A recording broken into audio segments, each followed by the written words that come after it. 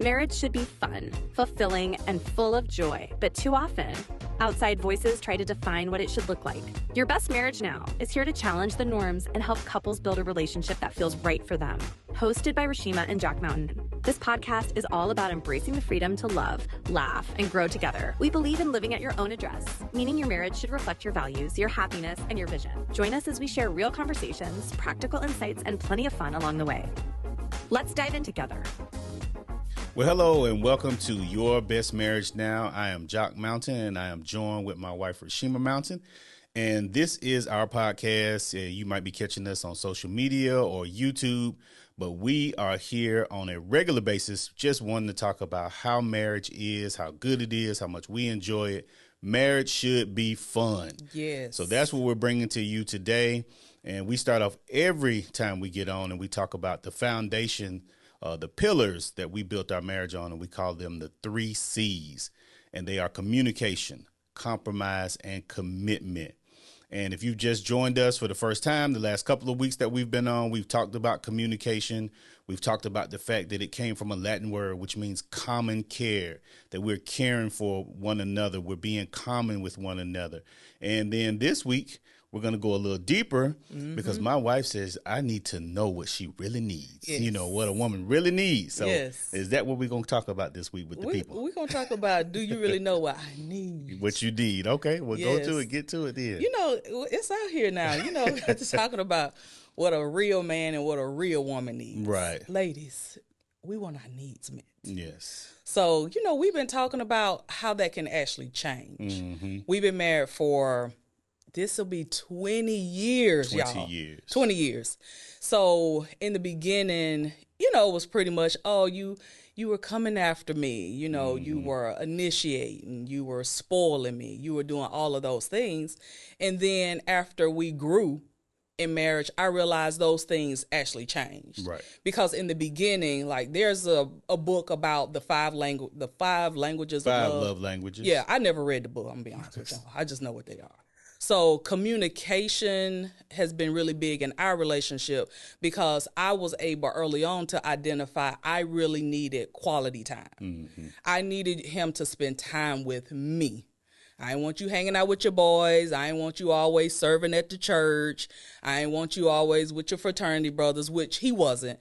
I wanted you to be with me. I needed to know that I was the priority. And also physical touch. I wanted you to touch me. Yes. I'm reaching for you now. Okay. So I really was big on those two things about what my needs are. And I know there are other needs, I think like acts of service, and yours was words of affirmation. Right. Y'all, you know, get the book. Like I said, I ain't read it, but I know it's a good book. Yes. But for me, I knew what I wanted. And I clearly communicated that. And that's what's important in the relationship is the self-awareness of knowing who you really are. And not this whole blanket statement about, like, honestly, that just real talk, that stuff pissed me off. Like, what every woman needs. I was like, don't come here trying to bring what you think every woman in America, because then I'm like, who you been talking to? Right. Like, You haven't talked to all women You in have America. not talked to all women. You didn't talk to all men in America either. Thank you. Right. And around the world. So those general blanket statements, I feel like it was preventing us and also preventing other couples that we work with to really have our own personal needs met in the relationship. And we want to be, I apologize. No, but I'm just saying we want to be authentic. We want to be, we focus on living at your own address. Yes. That's You know, we talked about before, and we'll bring it here, generational definitions, outdated definitions Yes. of manhood, outdated definitions of womanhood. And we talked about how my grandmother lived to be 100. At one point, could not work, could not go outside the home. Yes. Her job was to take care of the kids, prepare my grandfather's meals, because that's all she could do. So yes, he expected a hot cooked meal and the home clean, because that was her part. Yes. But then years later, once she got a degree and went to school and she could work, the roles began to change. Yes. Because now the definition of what a woman is changes, because she's now not just homemaker, she's homemaker and career woman. She was both and. Both and. Yes. Not either both or. And. Yes. And then by the time we get to the 90s, we got people who just want to be career women. Yes. Powerful women. Because that's what I was taught. Exactly. You go get a degree. You do not let, if y'all haven't watched, go watch some of the other episodes, because I talk about, I was raised, you do not let no man take care of you. Like, you be independent. Right. You know, there were shows out, 90s kind of girl. You know, INDEPE. Come on now. What you know about me. Thank you. Right. So, yeah, we were taught, like, get an education, basically how to stand on our own 2 feet. Exactly. And so I learned that, and I learned that what worked for the generation before me, there we go, it didn't work for me. Exactly. And that's where the problems came in. Because we still have people who are saying, we do marriage counseling, we do premarital and marital, and we hear people saying, well, my parents been married for 40-something years, and my grandparents were married for 50-something years, and this is what they told me. Yeah. Yep. Some of it may work, and some of it may not. Because as we were joking earlier, a hot cooked meal. Well, a hot cooked meal now could be you brought Chipotle home, and that's a hot cooked meal. We both ate. It was good. That's what we wanted. Versus somebody standing over the stove, cooking a meal, preparing a meal, which isn't necessary. Just by you talking about it, I'm tired. Right. Because that's just not me. No. And that's not my need. That wouldn't meet my need. Well, see, I thought it was. Right. Because we going there. Because, the 3 Fs. Right. Tell them about the 3 Fs. The 3 Fs. Yes, please tell them. The first, this is what I thought. This is what you was taught. This is what I was taught. Right. Yes. So it became my thought from what I was taught. The 3 Fs is you feed him, you be his friend, and you him. Right. Y'all know what the last F is. Right. You figure it out. It's a 4-letter word. Rhymes You can with say truck. it. Yes. So those 3 Fs were pretty much what I thought you needed. Right. And so as a woman, I wanted to be the one to fulfill your needs. But cooking just was not my thing. Right. And I realized that even as a young girl, and you remember me telling you that story in Sunday school, that we were being asked and we were taught, being taught about, growing up and you get married, such and such. And I remember speaking up and I was like, well, I'm not going to cook. And the lady said, well, what do you mean? And I said, I'm not cooking. And she said, well, how is your family going to eat? And I said, well, I guess we going to McDonald's. And she looked at me and she was like, what's wrong with you? And she said, I'm going to tell your mom. And how old were you? Probably 10. Okay. I was about 10 years old. And even then I realized I just didn't want to cook. And she literally went and told my mother on me.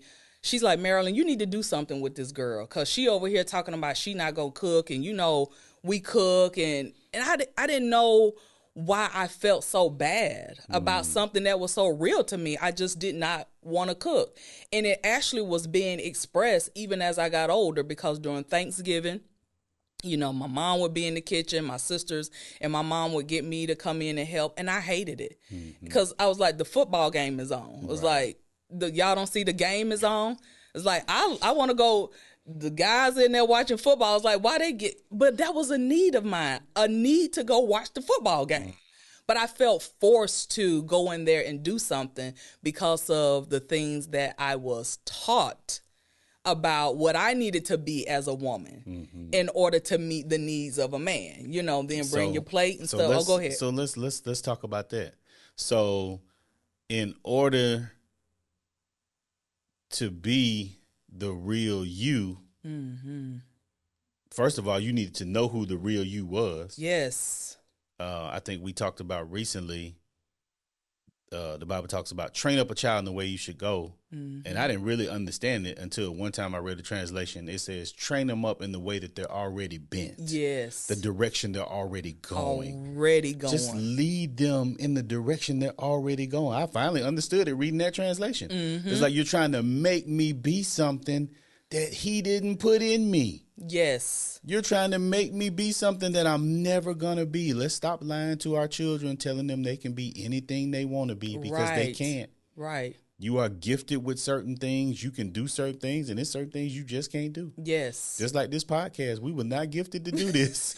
We bought microphones that we still haven't used. That's just not in us. It's not in us. But we can talk. We can definitely talk. We are good talkers, and we can share. But what we're saying is, to be a real, now watch this, to be a real woman, you needed to know what a real woman was that was coming out of you, even if it didn't fit society's role of what a quote unquote real woman looked like. And that's where the Instagram social media battle comes from, because we're trying to make a blanket statement of what a woman should do and then what a man should accept. And it's like, I only live at one place. Yes. Babe, that statement alone right there. I live at one address. And if you got it like that, you might have 2 or 3 addresses, but it's just us. Right. It's just us. Right. Like, and then that's where you get into problems. And we've talked about even the sexual. Well, you know, he ain't all that to me. Well, you done slept with 12 different guys, so every guy ain't gonna be the thing for you. Right. Because it's too many, it's too much. I done been around, I done got with a lot of women, so she just don't do it for me. She may be the perfect woman for you, but you comparing her to the other 7 cheerleaders you done had. Yes. Yep. So it's like we have too much information sometimes. Yes. Versus saying, this is what I really need. This is what I really desire. And then I meet somebody who can clearly meet that need. I can clearly meet that need versus, as a guy, pretending to be this guy and just always pretending. And one of our buddies told him, he said, listen now, you don't want the woman to marry the guy you pretending to be. Right. You want her to marry the real you. Like every time she see you, you look like this and smell like this. And it's like, we know you better than that. Yeah. Like you want her to marry the guy you really are, not who you're pretending to be. And I want to add to that, because when we first met, the first time you asked me out, you said, what did you cook? Right. And with a nice attitude, I said, nothing. What you cook? Right. You sure did. Those were the exact words. Exact words. And I said, well, hey, I didn't cook either, but we can go and get something to eat. And has that not been our marriage? That has been true to who we have been. Because I was honest. Because when we first started going out, you were surprised at how much I ate out. Right. You was like, girl, how you eating out so much? Right. Because I want to. Right. Because I can afford to, and I don't cook. Right. And that's beautiful, because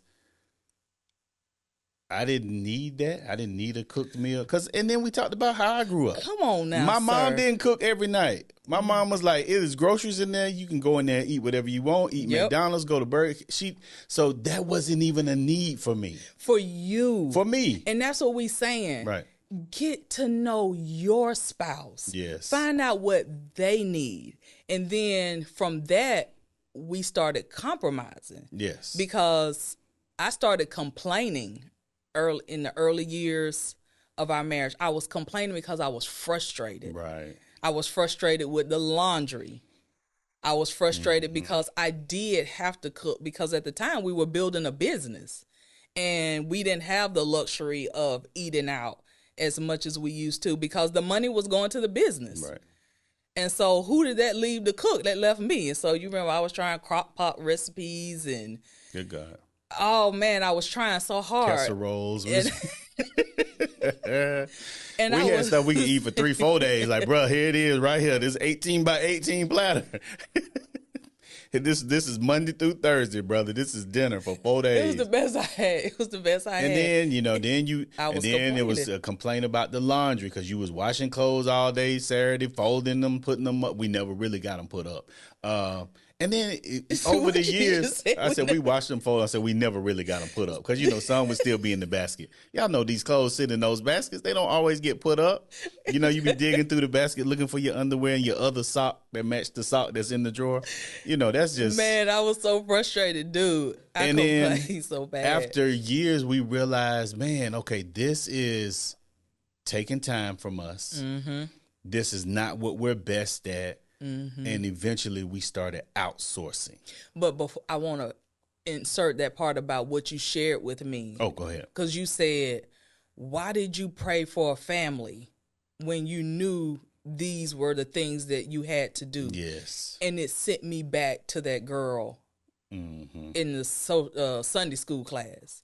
Because I felt like here I was being forced to do something as a woman that I just didn't feel like. It wasn't that I didn't feel like I was gifted to do it. I just didn't want to do it. And then now that's when you started bringing in suggestions. Yes. And guys, listen, if your wife is complaining about something, my husband came up with this beautiful statement. And what is that statement? Answer the complaint. Answer the complaint.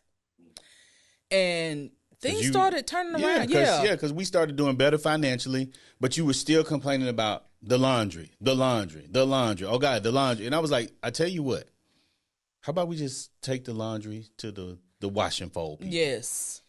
Changed our life. You didn't try to change me. I didn't try and change you. Yes. I just answered the complaint. Yep. Took it to the wash and fold people, paid them $50, $60. They washed it, they folded it, and all we had to do was pick it up. Mm-hmm. That saved you 5 hours on Saturday. That saved me hearing the complaints about it, getting who got the dryer, why y'all stuff still in the dryer, when y'all gonna finish washing. Changed our whole life. Yes, and you know what it also brought me? That quality time back with just me and you, because we started out spending time together. We didn't start out doing laundry. Is like the things that we started the relationship with, the spending the time together, the laughing, the going out, just enjoying each other, being friends. Now I feel like I had to become somebody else, and the laundry and the cooking and all of that, it was taken away from us, my core need to spend time with you. And you know what? We missed that.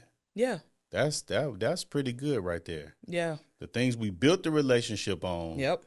We ended up losing in the midst of becoming a family. Because I felt like that's what my role was. Right. I felt like I just felt like I was wearing somebody else's clothes. Mm.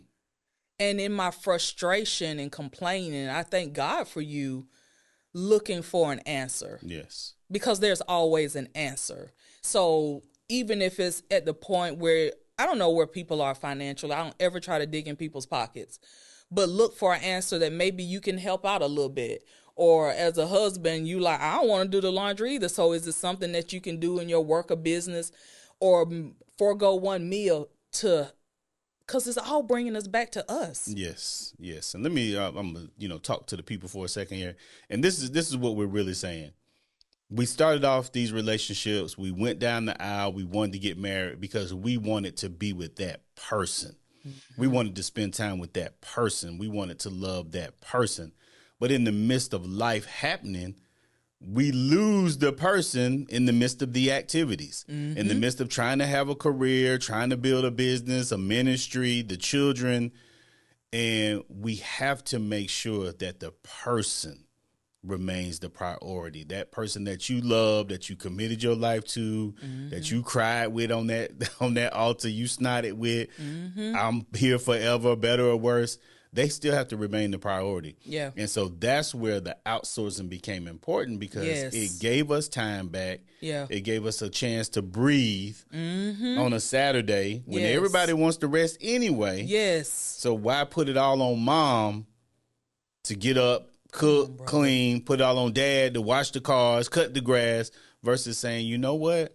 I can pay somebody to cut the grass. Yes. I can pay somebody to wash these clothes. Yes. Or in the beginning, when we didn't have it like that, we could partner and do it together. Say that word. And do it together and cut down on everybody's time. Yes. And we spent quality time washing and folding clothes together. Yep. We spent time me cutting the grass and you blowing the leaves together. For about 2 seconds. Right. Till you started sweating. Right you got up in her nose. She was like, I'm gone. I'm out of here. So, guys, this is what we're talking about. We're saying, let's find a way to stay connected.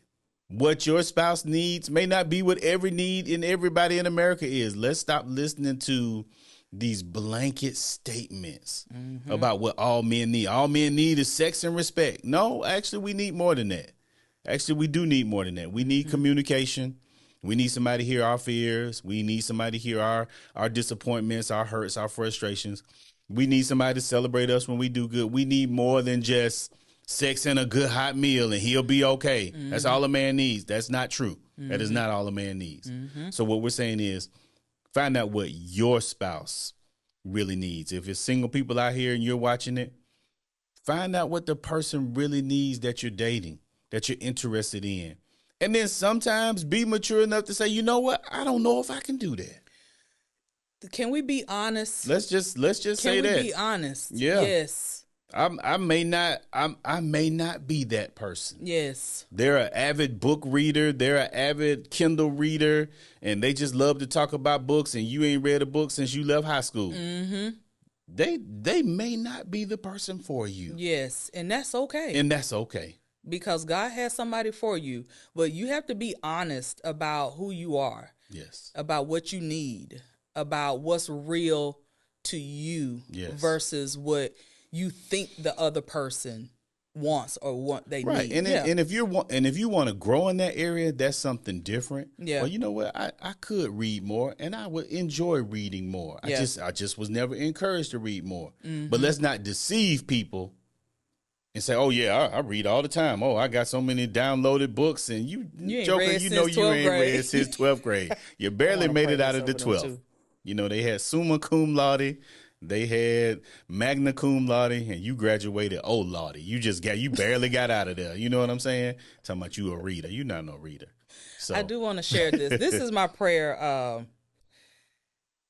When I think about the Your Best Marriage family now, I don't think about just Jacques and I. Like, y'all are our family. We I don't know if I ever see you face to face, but y'all really are a part of our family. And I was like, you know what? This is the prayer that I do pray, not only just for me and you, but the prayer that I pray over you all, because it hurts to hear people really think that you really can't be happy in your marriage. Yeah. And this is Ephesians 6:23. It says, my prayer for you, and I'm talking to you. This is how I really feel. This is my prayer for you, is a relationship with one another of happy harmony and love, intertwined faith from God the Father and our Lord Jesus Christ. That's who we are. That's Jacques and Reshema, and we want that for y'all. Happy harmony. Happy harmony. Yeah. That's good. All right. And with that, we're going to finish up this episode.